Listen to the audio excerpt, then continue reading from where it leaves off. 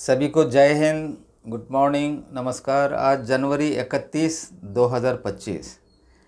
वैसे कल मेरी बेटी, जैसे मैंने कहा, मैं आईआईटी मद्रास में हूँ फ़िलहाल। उनका बुक शेल्फ को मैं देख रहा था कौन कौन से किताब है करके, तभी मेरे नज़र पड़ी एक दलाई लामा का फ़िलोसॉफ़ी से भरा एक किताब। देखिए, इंटरनेशनल बेस्ट सेलर है ये। किताब का नाम है the art of happiness, a handbook for living. उसी से मैंने सब्जेक्ट चुना आज का, learn the art of happiness from his highness Dalai Lama. इससे पहले मैं इस किताब के बारे में बताऊं, दलाई लामा के बारे में आपने सुना होगा, द दलाई लामा। उसके असम राइफल से भी संबंध रखते हैं। यह जो है तिब्बत का स्पिरिचुअल लीडर है। आप सभी को पता है, बुद्धिस्ट जो गौतम बुद्ध के फॉलोअर हैं। और उस वक्त क्या होता है, देखिए, चाइना और तिब्बत में ये शासन करते थे। उस वक्त इनका जन्म हुआ है 1935 में। 1959 में 31 मार्च 1959 में दलाई लामा, यानी कि 14th दलाई लामा है। इससे पहले मैं ये भी बता दूं आपको, ये द क्यों लगाते हैं। देखिए, इनका ऐसा एक सिस्टम है, द प्रेजेंट दलाई लामा का जब डेथ होता है, यानी कि ये पहले ही बता देते हैं कि मेरा री इनकारनेशन कहाँ पे, यानी कि अगला जन्म मैं कहाँ लेने जा रहा हूँ। तो एक सिस्टम है इनका, जिससे अगला दलाई लामा की चुनते हैं उनको। जब इनका जो एक्चुअल में नाम था, जो ये 14th दलाई लामा जो हम अभी जानते हैं, जो अभी जीवित हैं, उनका नाम था तेंजिन गिस्टो। लेकिन जब मालूम पड़ जाता है कि ये दलाई लामा है, जिस प्रकार उन्होंने पहले ही डिक्लेयर कर देते हैं मरने से पहले, मैं कहाँ पे जन्म लेने जा रहा हूँ। उन्हें लोग ढूंढते हैं, मिलने के बाद उनका द दलाई लामा के नाम से पुकारा जाता है। और यह जो प्रेजेंट जो दलाई लामा है, 14वां दलाई लामा है, जो री इनकारनेशन के बाद इनके जो सिस्टम है, तिब्बतन मॉन्क्स जो सिस्टम बना रखा है, उस प्रकार से चुना गया। उस वक्त क्या होता है, देखिए, 24 साल की उम्र में, जब इनकी 24 साल थी, ये जो दलाई लामा का, चाइना जो है तिब्बत को अटैक करता है, क्योंकि उनके जो फिलोसफी से मिलते नहीं हैं। तिब्बतन चाइनीज़ को जो है रेसिस्ट करता है।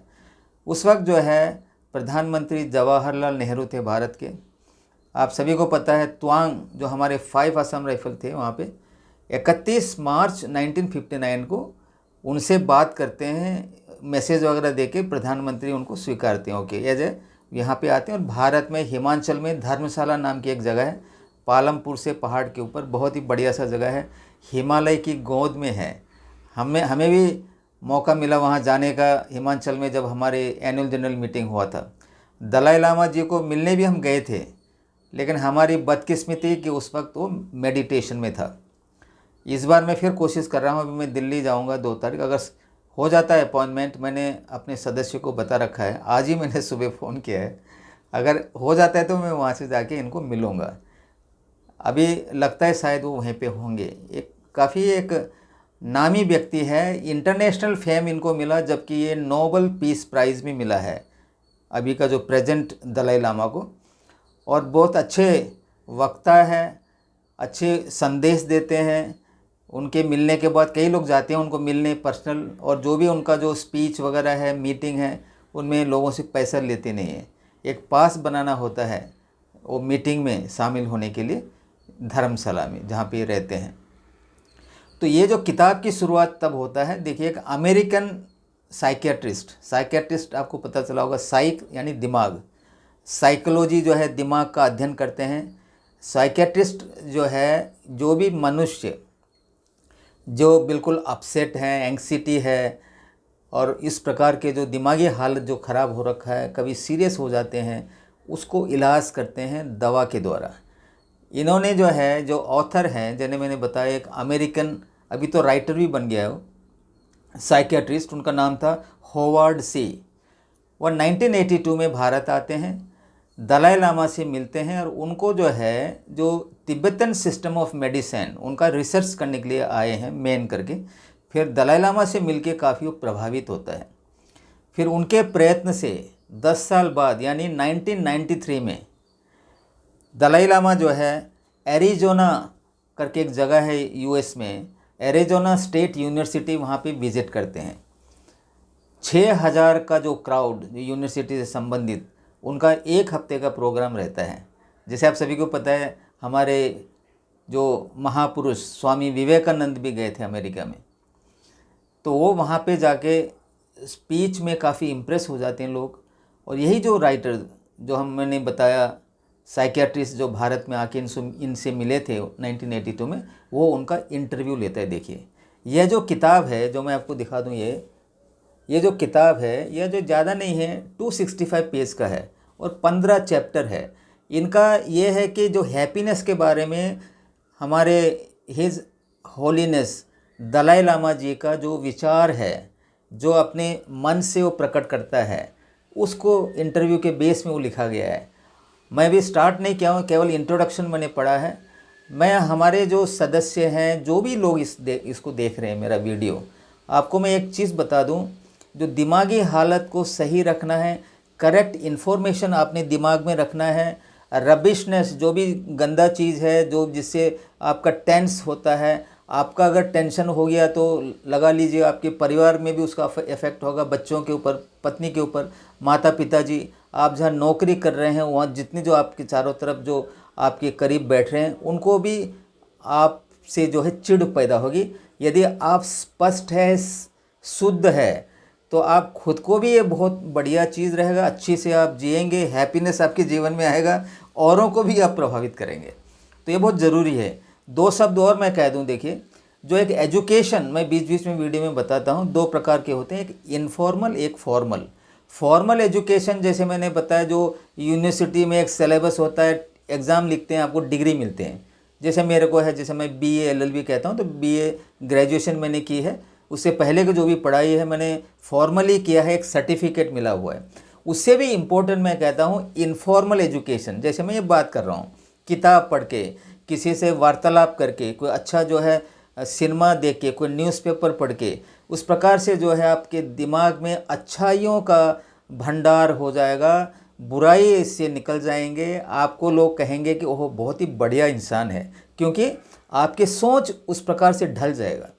तो जो भी अच्छा किताब है, मैं कहता हूँ स्वामी विवेकानंदा से मैंने सीखा है, जो कि आत्मा की बात करते हैं। उन्हीं से फॉलोअर्स जो है बोलते हैं, बहुत अच्छा सी बात करते हैं। देखिए हम एक जर्नी में, हम नहीं है जर्नी में, हमारे आत्मा एक यात्रा पर है। देखिए जो वो चेंज हो जाता है जब उनका शरीर जो कैरी कर रहा है, डेथ हो जाते समय वो आत्मा दूसरे शरीर में प्रवेश करता है। और दलाई लामा जी की जो मैं बात करता हूँ, जो रीइंकारनेशन पर ये बिलीव करते हैं, तो वह जो पिछले जो जन्म में, जैसे फॉर एग्जांपल अभी जो दलाई लामा जी हैं 89 ईयर्स हो चुका है, 90 साल हो जाएगा, 2025 लग गया है, 1935 के। देखिए ये इतने अच्छे विचार हैं, इनको नोबेल पीस प्राइज़ तक मिला हुआ है, लोग इनसे प्रभावित हैं। देखिए किताब लिख रहे हैं द आर्ट ऑफ हैप्पीनेस, उनके ऊपर, उनके जो इंटरव्यू के ऊपर जो सारांश लेके जो किताबी लिखे जा रहे हैं, लोग उनको मिलने जाते हैं, बड़े बड़े लोग धर्मशाला में। इसका अर्थ क्या है, वह एक बिल्कुल कंप्लीट एक ह्यूमन बीइंग है, इंसान के रूप में, लेकिन कंप्लीट उनका जो है स्ट्रक्चर, दिमागी हालत सही है।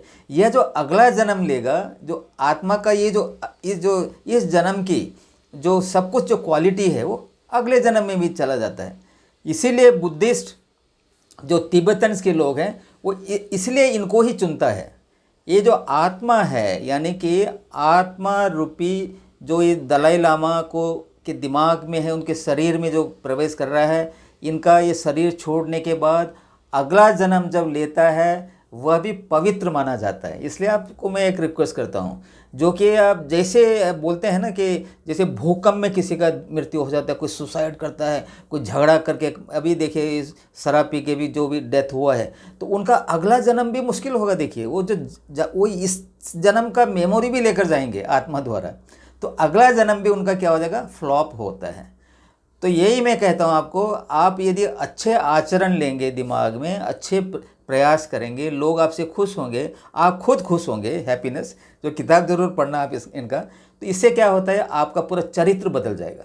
जब मैं बता रहा था इनफॉर्मल एजुकेशन को सही कीजिए, मुझे बताया गया है कि इवन जो रिक्रूट जीडी में इंजीनियर्स लोग आ रहे हैं, पोस्ट ग्रेजुएट के लोग आ रहे हैं आसाम राइफल्स में, उनको चाहिए कि अपना फॉर्मल एजुकेशन को कंटिन्यू रखें। ये जो है आप पढ़िए ऑनलाइन, इसका सब कुछ है, और इनफॉर्मल एजुकेशन तो बढ़ाना ज़रूरी है। ज्ञान जो इसको बोलते हैं, शुद्ध रहिए, स्पष्ट रहिए, औरों को जो है आप अपना प्रकाश दीजिए। तो ये मैं बात कर रहा था दलाई लामा जी का, और दलाई लामा जी ने कहा है, मैं देख रहा था गूगल वगैरह में, अगला बार जो है ये बोलते हैं कि मैं एक एट्रैक्टिव वुमेन, औरत के रूप में मैं जन्म लूँगा। बीच बीच में बोलते, चाइना जो है अपनी तरीके से जा रहे हैं, वो बोलते हैं कि हम सेलेक्ट करेंगे कौन दलाई लामा होना है। उनके बीच में जो है टक्कर है, गवर्नमेंट इन एक्साइल है यहाँ पे। जब भी दलाई लामा जी अरुणाचल प्रदेश की तरफ जाते हैं, चाइना जो है भड़क जाता है। इस प्रकार के चल रहे हैं, पॉलिटिकली भी टेंस चल रहा है, लेकिन एज एन इंडिविजुअल मैंने देखा है इनकी किताब वगैरह, जब जो लिखा है इनके बारे में, वो बहुत ही बढ़िया इंसान है।